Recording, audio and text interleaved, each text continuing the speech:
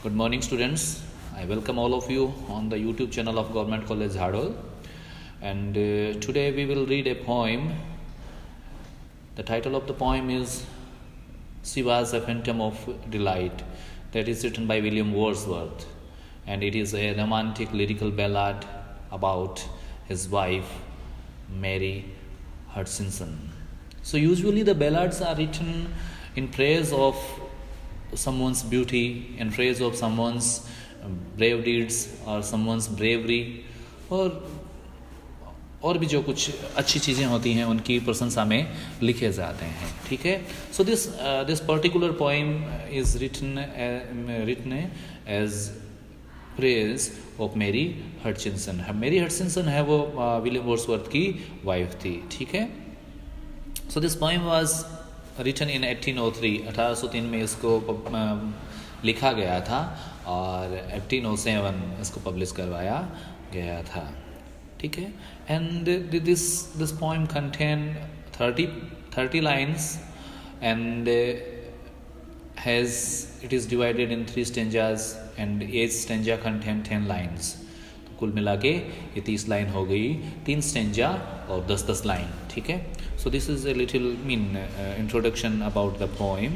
Now let's read the poem. So the first line of the poem is used as the title of the poem. ठीक है. So she was a phantom of delight. Phantom mean a perception, एक एहसास, something that is unreal, जिसका वास्ता इस दुनिया से नहीं होता है. Many things are there in this world, in our perception or in our thought or in our culture that doesn't exist.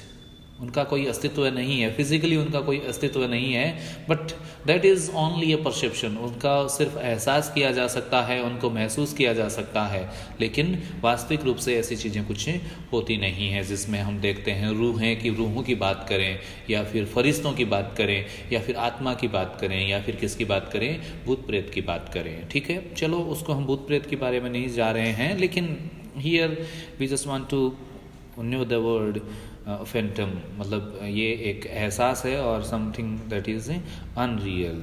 सो पहली लाइन से हमें कोई मतलब निकल के नहीं आ रहा है, but when we read second line then we will get some idea about the first line also. सो she was a phantom of delight and second line is when first she gleamed upon my sight. अब इसका मतलब निकल के आ रहा है when first she gleamed upon my eyesight, मेरी आँखों के सामने जब वो पहली बार आई. यहाँ कह रहा है कि when she appeared in front of my eyes she felt she made me feel like she was a phantom, she was a perception, she was a unreal thing. मतलब जब वो मेरे आंखों के सामने आई, हम इसको इस तरह से समझ सकते हैं कि जब वो मेरी आंखों के सामने आई तो ऐसा लगा कि वो इस दुनिया की है ही नहीं. मतलब कि वो एक एहसास जैसा है. मतलब इतनी खूबसूरत कोई वस्तु या फिर इतनी खूबसूरत कोई क्रिएचर इस दुनिया में हो ही नहीं सकता. ऐसा लग रहा था जैसे हमने कोई इस दुनिया बियॉन्ड दिस वर्ल्ड्स एग्जिस्टेंस, दुनिया के अस्तित्व से बाहर कोई चीज़ हमने देख ली है. Okay. So first line and second line has this meaning and line third, a lovely apparition.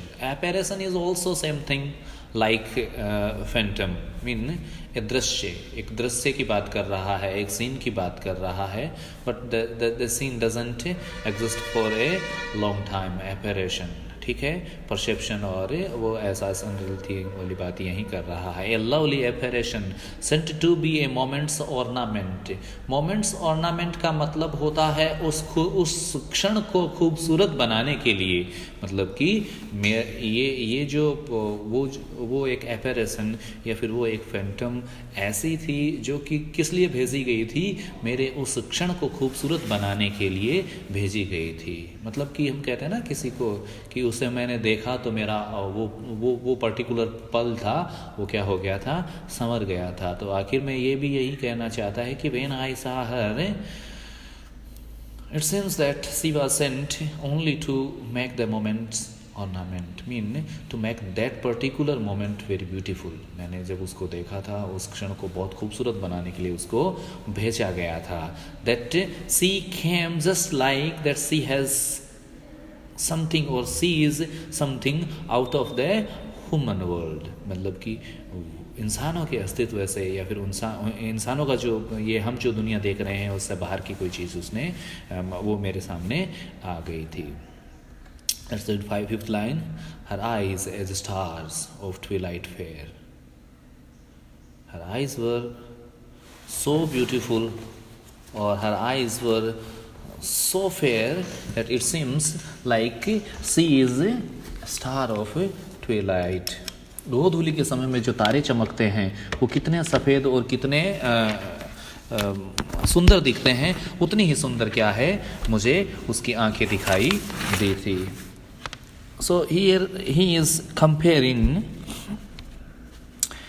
her eyes with stars. So here the writer is using simile.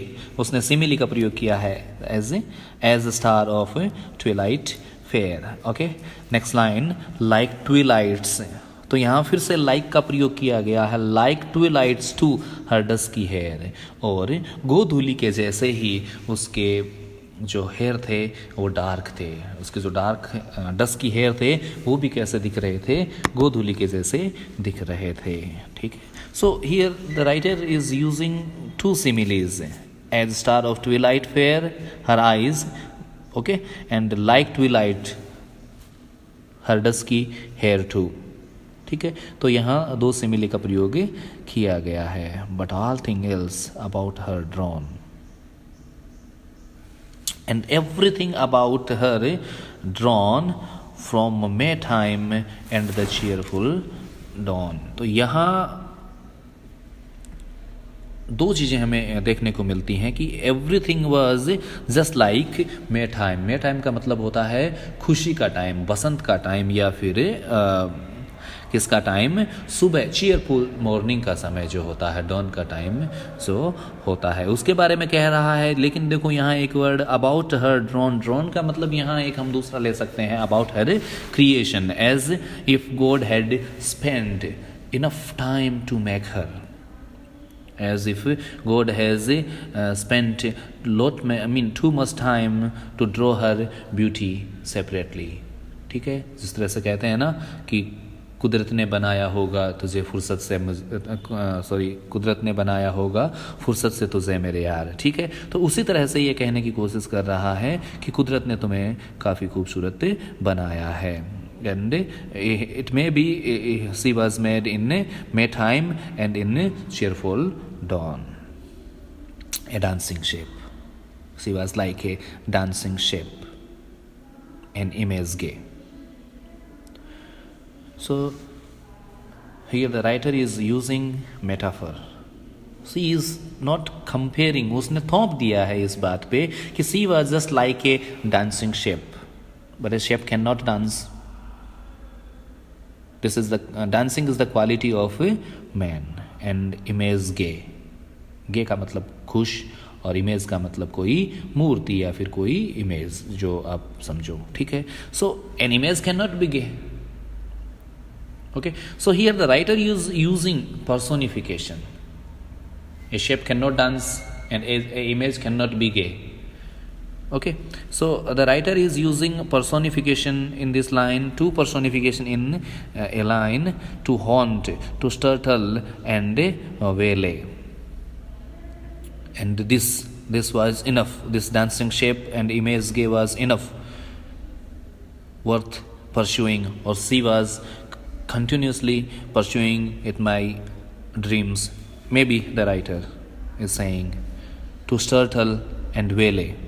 And she was like stimulate and to hide and to haunt someone in his dreams or maybe in real thing.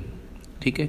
तो यहाँ ये कहने की कोशिश कर रहा है in this poem, in this stanza, the writer just want to elaborate or explain or to express the beauty of her. So in this poem, he is just saying that her beauty is beyond worldly things. इस दुनिया में शायद इतनी खूबसूरत कोई नहीं होगी, क्योंकि यदि उसने कहीं उसमें इस दुनिया में ऐसी दी होती तो उसके लिए वो एपरेशन का यूज़ नहीं करता या फिर फैंटम का यूज़ नहीं करता। ठीक है, तो ये कहना चाह रहा है कि she was the most beautiful girl he has ever seen. उतनी खूबसूरत थी कि उसको उस पर एहसास ही नहीं हो रहा था, उसको विश्वास ही नहीं हो रहा था कि वो इस दुनिया की रहने वाली है। ठीक है, so in this stanza the writer is using a rhyme scheme. Let's find out the rhyme scheme. Delight, sight. So first line is making rhyme scheme with second line. So here we are going to put an A, and in second line also A. Delight, sight, and the third line is scent. Fourth is ornament. Scent, ornament. तो mean scent and ornament जो है वो पहली जो line शुरुआत की जो दो लाइन है उनसे अलग राइम स्कीम बना रही है, मतलब अलग साउंड निकल के आ रहा है, तो हम इसको नाम दे देंगे B. And then there is fifth line fair hair, तो यहाँ नया साउंड निकल के आ गया तो हम इसको सी साउंड दे देंगे। ठीक है, नाम दे देंगे। उसके बाद में ड्रॉन और डॉन, और 9वीं 10वीं लाइन है गे एंड वेले। ठीक है, तो इसको हम क्या दे देंगे, डॉन के लिए हम डी दे देंगे, उसको भी डी दे देंगे डॉन के नाम से, फिर गे को हम ई दे देंगे और ले को भी ई दे देंगे। So rhyme scheme of rhyme scheme of this particular stanza is A B B C C D D E E. Okay, so ये उसकी राइम स्कीम है। And in this stanza we have seen example of metaphor, we have seen example of personification, and we have get an example of simile also. ठीक है, तो ये तीन चीज़ें इसमें इस्तेमाल करी गई हैं। and it is almost 12 minutes, so the remaining part of this poem will be analyzed or will be discussed in following lecture. धन्यवाद।